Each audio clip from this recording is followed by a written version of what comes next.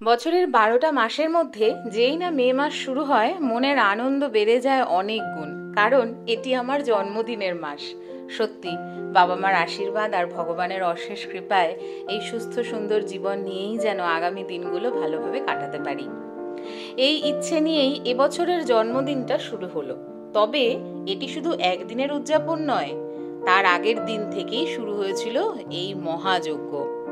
রবিবার পড়েছিল 4th মে, আর সেই দিনই আমার শুভ জন্মদিন। তার আগের দিন অর্থাৎ 3rd মে শনিবার বিকেল বেলায় আমি আর হিরণময় পৌঁছেছিলাম সিদ্ধিবিনায়ক গণেশজির মন্দিরে তার দর্শন করতে এবং আশীর্বাদ নিতে। আমি গনুকে একটু বেশি ভালোবেসে ফেলি। যখনই দেখি কিংবা না দেখি বিশ্বাস করি তিনি সবসময় আমার সাথে আছেন। আর সবচেয়ে যা প্রিয় তা হলো তার প্রসাদ, লাড্ডু। দেখো দুজনে মিলে কেমন হাবুস হুপুস করে খাচ্ছি মন্দির চত্বরে দাঁড়িয়েই। এই প্রসাদ না খেলে যেন মন ভরে না। শনিবার দিন বিকেল বিকেল বেরিয়েছিলাম। পুজো দিয়ে বেরিয়ে ফিরতে বেশ একটু দেরি হয়েছিল, ওই ধরো 10টা মতন বেজেছিল। ফেরার পর ঘরে আয়োজন করেছিল হিরণময়, সুন্দর করে বেলুন ঠেলুন দিয়ে সাজিয়ে হ্যাপি বার্থডে ট্যাগ লাগিয়ে। সাথে ফেরার পথে নিয়ে আসা হয়েছিল এই ছোট্ট দুটো কেক, থুরি থুরি, একটি টার্ট এবং অন্যটি পেস্ট্রি, ছোট রাউন্ড শেপ কেক। তো যাই হোক, রাত 12টার সময় মা বাবার উইশ সহ ফোন কল, প্রথম ফোন কলের সাথেই আমার জন্মদিনের মুহূর্তগুলো শুরু হলো। এদিকে ফোনে মার সাথে কথা বলছি, আর এই ম্যাজিক ক্যান্ডেলগুলো কিছুতেই নেভাতে পারছি না। সেই নিয়ে হিরণময় মজা করেই চলেছে, ব্যাকগ্রাউন্ডে তো শুনতেই পাচ্ছ। এটা জ্বলে গেছে আবার, ম্যাজিক ক্যান্ডেল তো ওটা চলে যাবে, ওই জন্যই তো।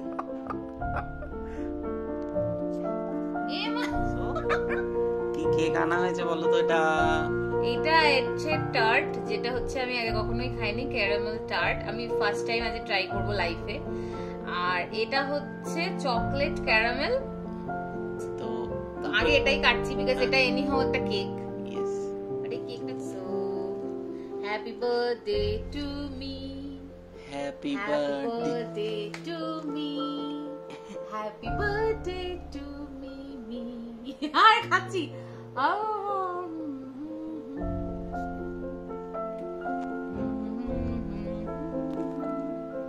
কি টেস্টি, খেয়ে দেখ। ভালো না? তুমি বলো। সিরিয়াসলি খুব ভালো, বলে যাবে এনিহাউ। আর আমার চকলেট খাওয়াটা আমি এমনি কমই চকলেট খাই, এই একটা ব্যাপার যেটা আমি। কেক কাটিং এবং টেস্ট পর্বের পরে আমি ফাইনালি টার্টটা ট্রাই করছি, আর সেটা নিয়ে আমি একটু confused. How is it? Cake cutting এর পর মিডনাইট বার্থডে সেলিব্রেশন শেষ হলো গিফট দিয়ে, আর এই গিফটে ছিল আমার আঁকার প্রয়োজনীয় বেশ কিছু প্রিয় সরঞ্জাম। সত্যি বলতে আজ মনটা খুবই খুশি। আর আমি ছোট থেকেই বাড়ির প্রত্যেকটা মানুষের কাছে এই জন্মদিনকে ঘিরে ভীষণ ভীষণ প্যাম্পার্ড হয়েছি। আর বিয়ের পর আমরা যদি বাড়িতে থেকে সেলিব্রেট করি, হিরণময় চেষ্টা করে তাতে যাতে কোনো রকম খুঁত না থাকে। একেবারে পরিপাটি করে সাজিয়ে গুছিয়ে সকাল দুপুর রাতের খাবার দাবার আমার সামনে তুলে ধরে, এবং আয়োজন সেলিব্রেশনে এতটুকুও খামতি রাখে না। আর যা কিছু রান্না হয়েছে সবটাই কিন্তু সে একা হাতে কেটে গুছিয়ে ধুয়ে রেঁধে বেড়ে সাজিয়েছে। ব্রেকফাস্টে ছিল লুচি, প্রিয় লাল মিষ্টি, সাথে ছোলার ডাল। আর দুপুরের মেনু তো দেখতেই পাচ্ছ, পুরো রাজকীয়। কি কি ছিল শুনে। এই হচ্ছে আমার জন্মদিনের ভোজন থালা, তো দেখে বুঝতেই পারছো। আচ্ছা, মেনুটা কি আমি বলবো না আপনি বলে দেবেন? বলো। প্রথমে হচ্ছে পোলাও, আচ্ছা, তার সাথে রয়েছে 5 রকম ভাজা, হ্যাঁ, সাথে মাছ ভাজা, হ্যাঁ, মাছের মাথা দিয়ে মুগ ডাল, হ্যাঁ, পনিরের তরকারি, হ্যাঁ, এটা মাংস কষা, হ্যাঁ, চাটনি, হ্যাঁ, পাঁপড়, হ্যাঁ, মিষ্টি দই, হ্যাঁ, এদিকে পায়েস, হ্যাঁ, আর এটা হচ্ছে 5 রকমের। হ্যাঁ। আচ্ছা, তোমার সাদা ভাত কি দাওনি কেন? তুমি সাদা ভাত দিয়ে তো ডাল খেতে হয়, পোলাও দিয়ে কি কেউ ডাল খায়? হ্যাঁ, এটা বলতেই পারো, কিন্তু আসলে একা হাতে সবটুকু করার এতে আমার বউ আমাকে বারণ করেছে যে দুরকম না করতে। তাই জন্য আমি কঠিনটাই করেছি। তার জন্য কঠিনটা করাটা ভালো। আমি বলেছিলাম যে হালকাটাই করতে, বাট সে এটা বানিয়েছে, তো ঠিক আছে। আমার কাছে এই দুটো হচ্ছে তোমার বউ, দেখতে পাচ্ছ? ইস, আমার গোফ লোকে কি ভাববে? আমি কি বাগনা সিংহ? আমি কি সিংহ, সরি সিংহী। জন্মদিনের থালা যদি এমন সুন্দর সাজানো গোছানো নাই হলো, তাহলে আর জন্মদিন বলে ফিলই হয় না। তো আমি এতটুকু লজ্জা না পেয়ে অনেকটা ভালোবাসা সহ আমার পতিদেবকে আদর এবং সম্মান জানাতে চাই, আমার জন্য এতটা এফার্ট দিয়ে সমস্তটা বানানোর জন্য। অ্যান্ড অনেস্টলি আমাকে আজকে কিছু করতে দেয়নি, আমাকে সবজিও কাটতে দেয়নি আজকে। Thank you. তো এন্ড আমি জানো তোমাকে প্রত্যেকটা বছর সবকটা স্পেশাল ডেতে তোমাকে এরকম ভাবে রেঁধে বেড়ে সাজিয়ে গুছিয়ে খাওয়াতে পারি। আগে প্রথমবার অ্যাকচুয়ালি পায়েসটাও পুরোটা আমি নিজে বানিয়ে, হ্যাঁ মানে অন্যান্যবার যেটা হয় ও বাচ্চারা রান্নাবাটি সবটা গুছিয়ে নেয়, বাট পায়েসটা ম্যানেজ দিতে পারে না। বাট আজকেও সেটাও নিজে করেছে। মানে আমি বলছি, মানে আমি যাওয়ার আগেই দেখছি সেই স্টেপটা আমি ধরো ওকে একবার রিভাইজ করিয়ে দিয়েছি, তো সেটা করে এবার টেস্টিং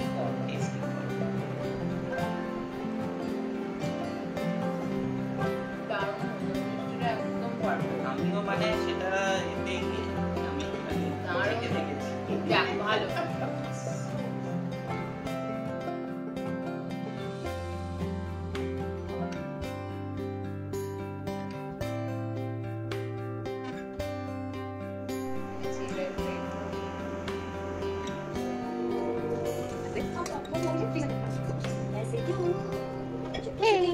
রান্না লাজবাব হয়েছে, লাজবাব। ऐसे क्यों बोलने दो है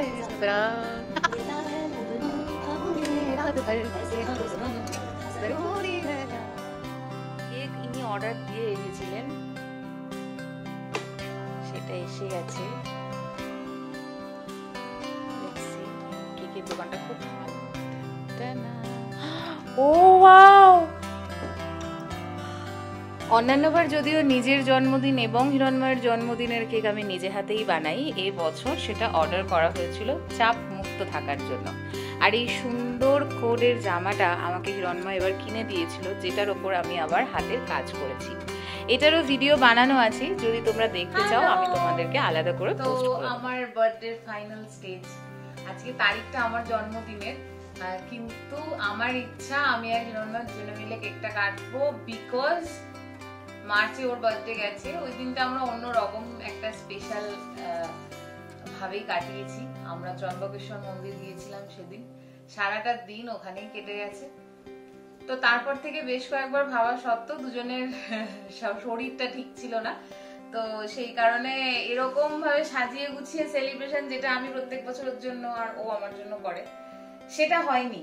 তো তাই ভাবলাম যে আজকের দিনটা না হয় দুজনে একসাথেই সব সেলিব্রেশন গুলো হতে হবে না।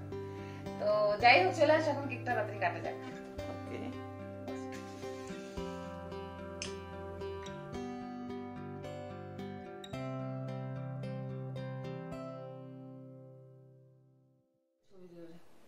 ওকে, আচ্ছা এটা জ্বালাতে হবে আমি বলছি। তো বাবা মাদের সাথে এক দফার কেক কাটিং হলো, তো আরেকবার নিজেদের জন্য happy birthday. Happy birthday madam. তো হ্যাপি বার্থডে টু আস। তাহলে এই ছিল আমার এই বছর জন্মদিনের উদযাপন, যেখানে আমি হিরণময়কে তো পুরোপুরি ভাবেই আমার সাথে পেয়েছি, আর পেয়েছি বড়দের আশীর্বাদ।